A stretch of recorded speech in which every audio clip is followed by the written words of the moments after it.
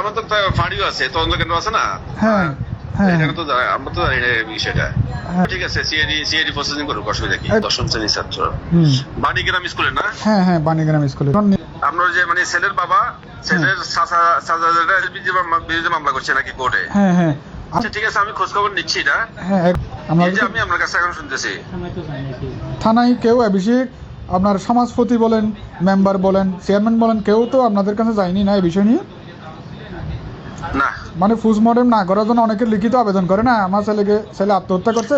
আমরা জানি না বিষয়টা, আমরা এই বিষয়টা জানি না। পরে আই এর দেখি রিয়েন্দি কারকে ফেলা ইয়ে ফেলা এর ঢুকি সার দি আর হয় এই বস্তা গামছা দিয়ে লটকে ইয়েন্দি হয়তো পুলিশ আইবে দেখা দিন করছি দেখা আই ও বাবা বলে হইর ফরি গিয়ে ফুয়া দেখি মতন ফুয়ার সাইরে এদুর ফুয়া লগিয়ে গই ফুয়া লগিয়ে গই আর বিয়ের সময়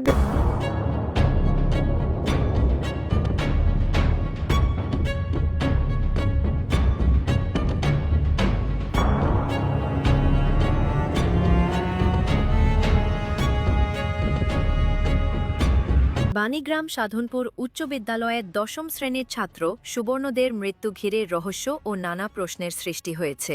মৃত্যুর পর তড়িঘড়ি করে মরদেহ সৎকার, পুলিশকে না জানানো এবং মৃত্যুর কারণ নিয়ে পরস্পর বিরোধী বক্তব্যকে কেন্দ্র করে এলাকায় চলছে নানা আলোচনা। এ ঘটনায় সুবর্ণের বাবা সুখেন্দু বিকাশ দে বাদী হয়ে ৬ জনের বিরুদ্ধে বাঁশখালী সিনিয়র জুডিশিয়াল ম্যাজিস্ট্রেট আদালতে হত্যা মামলা করেছেন।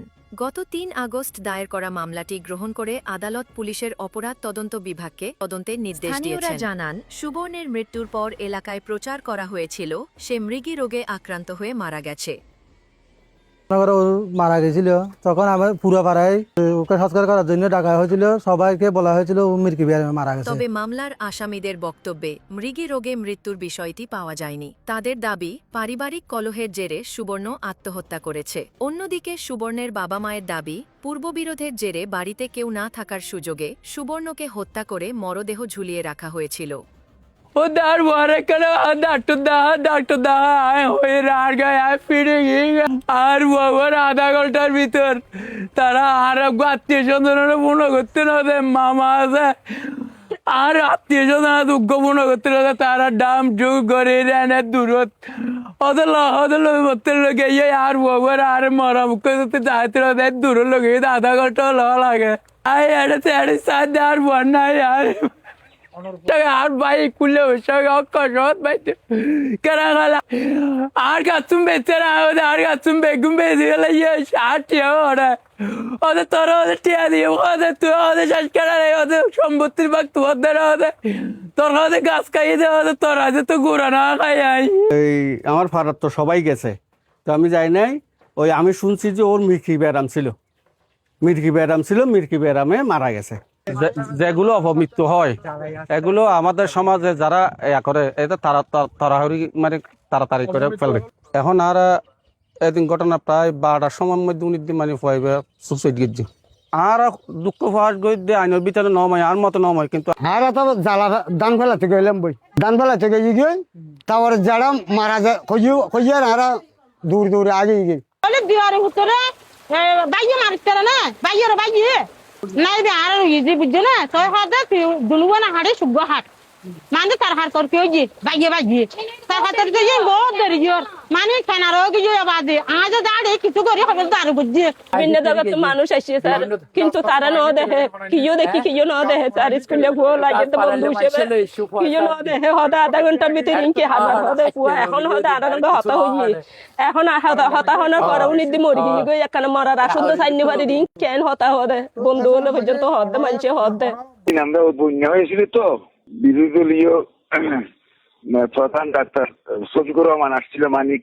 ডাকিং বাসকালিতে, সেখানে গেছিলাম আমি। আবার ওখান থেকে আমি আবার শহরে গেছি। শহর থেকে আসার পর শুনলাম ওই ছেলেটা মারা গেছে। তখন আমি কিভাবে মারা গেল, আমি তখন দক্ষিণ দিকে আমার বাড়ি থেকে দক্ষিণ দিকে তাদের বাড়ি যাওয়ার সময় তার দেড়ার দেখা পেলাম। ওই বুবতিকে জিজ্ঞেস করলাম কি ঘটনা কি, আমাকে বললো যে দাদা ছেলেটা ওই মোবাইলের কারণে পরবর্তী পর্যায়ে জানলাম আর কি, মানে একটা অ্যান্ড্রয়েড মোবাইল নিয়ে দিয়েছিল। ওই মোবাইলটা আবার মাই ছেলের কাছ থেকে নিয়ে মানে আলমিরার ভিতরে রাখছে, থালা দিয়ে রাখছে, মানে দুটো থালা নাকি, একটা আগে আর একটা তার উপরে মেরে দিয়েছিল। ওই ছেলেটা ওই মোবাইলের কারণে মায়ের উপর ইয়ে করে মানে আত্মহত্যা করছে, মানে এটাই আমি শুনছি। না আমি ছিলাম না, আমি তো আসছি তো প্রায় 4টার পর হয়েছি, আমি ছিলাম না তো। এই আমি গেলে তো আর ইয়ে হতো না, ওই এটা তো পোস্টমর্টম না হয়ে তো এইভাবে মানে কোনো সব কাজ করা যাচ্ছে না। আমি আটকে যেতাম, কারণ এটা টাঙের ব্যাপার। আমার সাহায্য ছিল নাকি রুবেলের বাবাও না কেউ না, যদি আমাকে কেউ যদি মোবাইলও করতো জানানোর কথা বাদ, আমাকে যদি মোবাইল করে কেউ বলতো তাহলে আমি ওখানে গিয়া আমি এটা পোস্টমর্টম না করে থানাকে অবহিত না করে আমি কখনো এই লাশ জ্বালাতে দিতাম না। আমি থাকলে এইরকম কত বের হয়ে গেছিল, হয়েছে এইরকম।